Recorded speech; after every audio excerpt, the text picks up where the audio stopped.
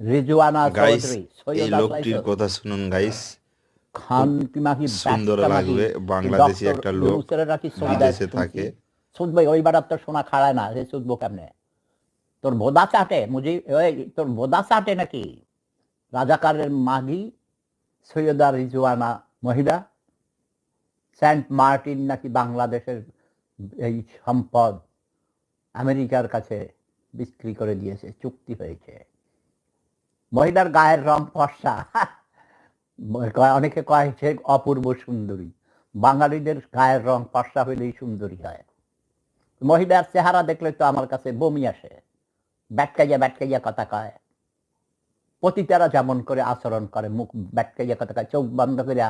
ও তো সিলুটি, বাংলা কইতে পারে না, সিলুটি ভাষায় কথা কইতে গিয়া, ওই শুদ্ধ ভাষা কইতে গিয়া আস্তে আস্তে এই জন্যে তার ব্রেইনের ভিতরে ওই যে